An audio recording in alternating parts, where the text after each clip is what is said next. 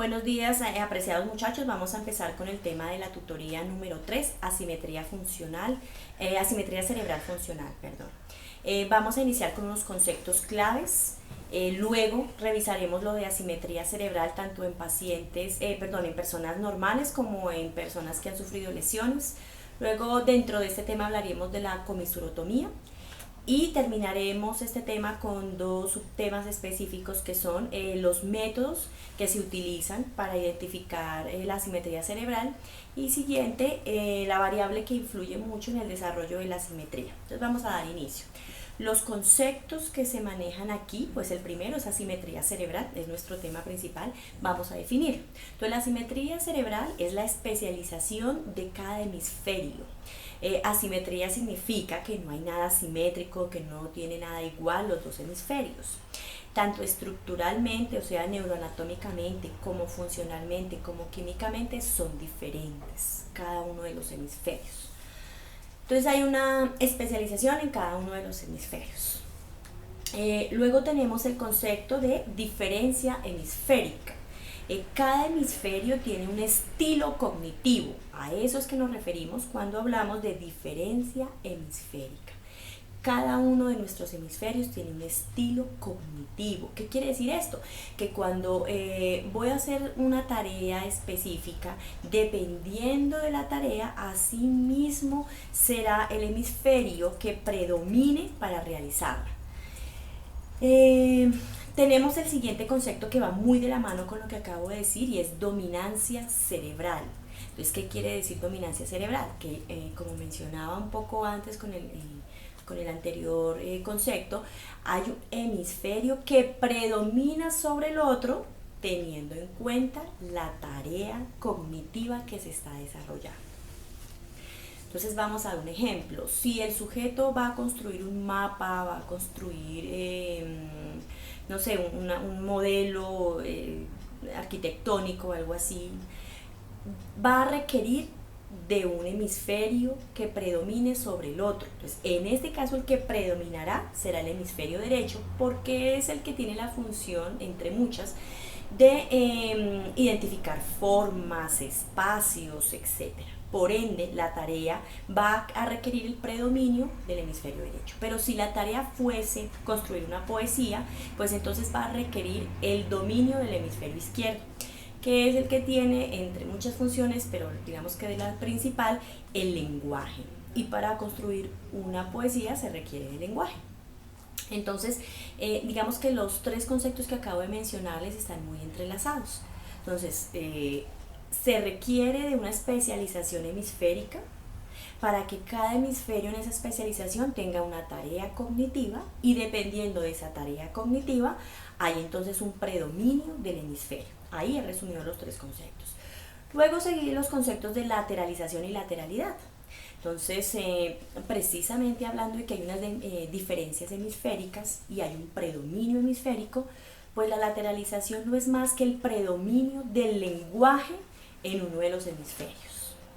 Entonces, quiere decir, digamos, sintetizando lo que es la supremacía de un hemisferio sobre el otro en la función del lenguaje. En este caso se dice que en el ser humano el 95% de la población el predominio del lenguaje está en el hemisferio izquierdo y el 5% de la población restante tiene el predominio del lenguaje en el derecho. Ahora, la lateralización tiene la capacidad de expresarse. ¿Cómo se expresa? En la lateralidad, y la lateralidad es observable en nuestro cuerpo. Entonces, si nuestra lateralización del lenguaje está en el hemisferio izquierdo, nuestra lateralidad será en el hemicuerpo derecho. ¿Por qué? Porque la información entra cruzada.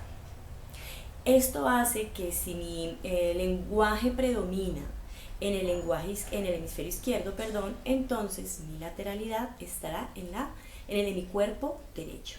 O viceversa, si la predominancia del lenguaje está en el hemisferio derecho, entonces la lateralidad estará en el hemicuerpo izquierdo.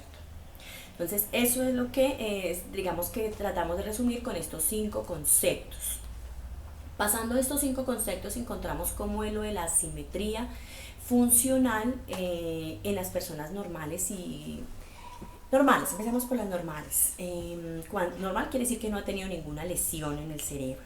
Entonces hay 3 tipos de asimetría, como lo decía. Está la asimetría neuroanatómica, que tomando como referencia este modelo de cerebro, encontramos, para ubicarnos, que este es el lóbulo prefrontal, lóbulo frontal, lóbulo temporal, lóbulos parietales y lóbulos occipitales. Aquí está el cerebelo y aquí el tallo cerebral. Teniendo en cuenta esa ubicación, recordemos que tenemos 2 cisuras importantes: la cisura de Silvio y la cisura de Rolando. La cisura de Silvio en el hemisferio izquierdo es mucho más larga. Esa es una, digamos, de las asimetrías neuroanatómicas. La segunda podría estar en los lóbulos parietales y temporales, que son también mucho más grandes en el hemisferio izquierdo.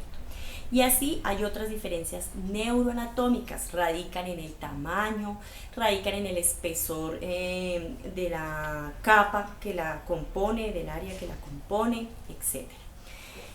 La asimetría química radica, pues como su nombre lo dice, en sus neurotransmisores, porque son los que emiten los químicos del cerebro. Entonces neurotransmisores como la dopamina, la noradrenalina, el GABA, digamos que tiene diferentes niveles dependiendo del hemisferio y dependiendo de las zonas en ese hemisferio. Eso es otra asimetría cerebral. Y la siguiente, que ya es la funcional, que en las personas naturales, normales, sin lesiones, radica en que como la información entra cruzada, pues cada campo visual, auditivo, táctil, somestésico, pues procesa la información de forma diferente. Si el estímulo, en este caso un esfero, es tomado por el campo visual derecho, pues la información la procesará el izquierdo y viceversa. Si el estímulo llega primero al campo visual izquierdo, pues quien procesa la información es el derecho. Esos son, digamos, que las asimetrías. No la va a procesar de la misma forma los 2 hemisferios, porque la información es cruzada, y al ser cruzada, cada hemisferio la procesa diferente.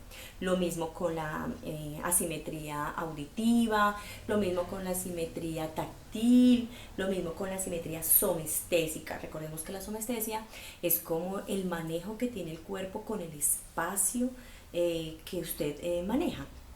Entonces, dependiendo de esto, pues así mismo será la asimetría en cada persona. Esa sería como, digamos, la asimetría en las personas que no han sufrido ninguna lesión. Pero la asimetría cerebral en aquellos sujetos que han sufrido una lesión cerebral, pues ha servido para hacer diferentes estudios y realmente ha colaborado en profundizar en esas diferencias asimétricas que se han venido hablando.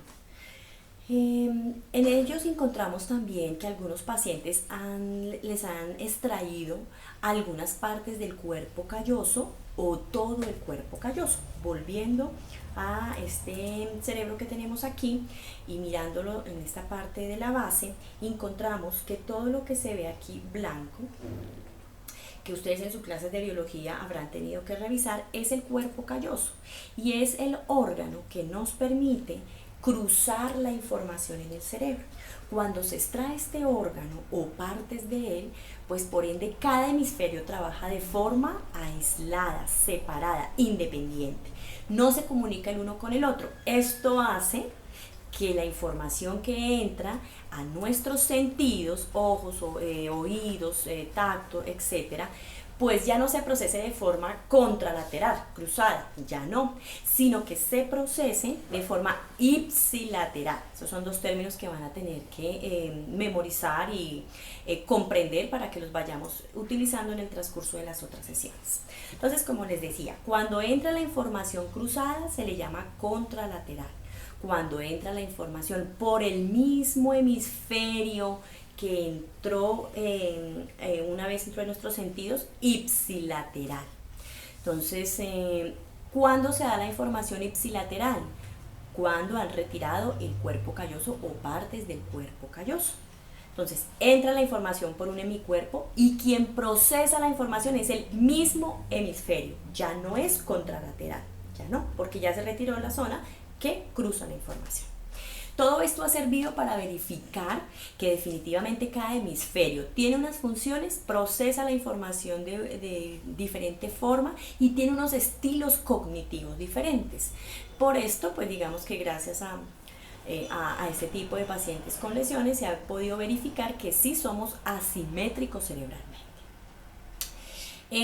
Cuando se le retira el cuerpo calloso a estas personas, pues estamos hablando de algo que se le da este nombre, y es el síndrome de interconexión interhemisférica. Síndrome de interconexión interhemisférica, así se le llama a la cirugía de extirpación del cuerpo calloso. Y gracias a ellas es que, como les he venido contando, se ha logrado profundizar y corroborar todo el tema de las asimetrías cerebrales funcionales. Teniendo en cuenta que de todas formas se requieren de unos métodos para poder identificar estas asimetrías en estos pacientes, tanto sin lesiones como con lesiones, hasta hace algunos años se utilizaba, y aún en algunas ocasiones se utiliza, un método que se llama el test de WADA, con W, test de WADA. Este test, pues realmente digamos que el proceso que hace es que se aplica un medicamento a una de las arterias del cerebro. Y este medicamento que se aplica a la arteria lo que hace es que inactiva uno de los hemisferios y deja activo el otro. Esto ayuda a verificar qué funciones tiene cada uno de los hemisferios. Ahora ya no se utiliza tanto el test de WADA como les mencionaba, sino que se utiliza la resonancia nuclear funcional. Resonancia nuclear funcional, pues con esta nueva técnica pues es de más avanzada y desde luego no hay efectos colaterales, lo que nos permite seguir estudiando las funciones de cada hemisferio, y no solo de cada hemisferio sino de cada área y cada zona del cerebro. Y por último, pues les quiero comentar que hay una variable que está implicada en el desarrollo de la asimetría cerebral, y es el género. ¿Qué pasa con esta variable género? Se dice, y los estudios nos lo han evidenciado, que en las mujeres es mucho más rápido el desarrollo de esta asimetría cerebral versus los hombres. ¿Por qué sucede esto? Porque en los hombres pues se da una hormona que se llama testosterona, lo que retrasa un poco la madurez de esta asimetría cerebral, y lo que a su vez hace que en posteriores años de estos sujetos hombres se presente mucho más las alteraciones asimétricas, sobre todo en el lenguaje, que en las mujeres. Entonces es una variable que por digamos que aspectos culturales y aspectos sociales y está implicada en el desarrollo de la asimetría cerebral. Yo sé que es un tema amplio, es un tema de pronto un poco complejo por los términos, pero sí les pido que si tienen que ver una y otra vez el video, pues lo logren ver para que puedan como aclarar este tipo de conceptos y de teorías que estamos hablando, como la de la simetría cerebral funcional. Recuerden que ustedes tienen colgado el libro de neuropsicología clínica en una de las pestañas, y ahí habla el tema de asimetría. Pueden acabar de profundizar en el tema con este libro. Además de que hay diferentes fuentes en internet, ojalá pues sea Google académico, para que ustedes puedan encontrar fuentes veraces que les ayude a profundizar en el tema. Con esta breve tutoría que les dejo, con digamos que las lecturas del libro que está en su plataforma, en su aula, y con las fuentes que ustedes puedan ubicar, pues tienen como todo el material para que puedan desarrollar el cuestionario que ya está en el aula también y que el sábado podrían utilizar, que pueden utilizar. Entonces, estudiantes, nos vemos entonces en la cuarta tutoría. Un gusto, que estén bien.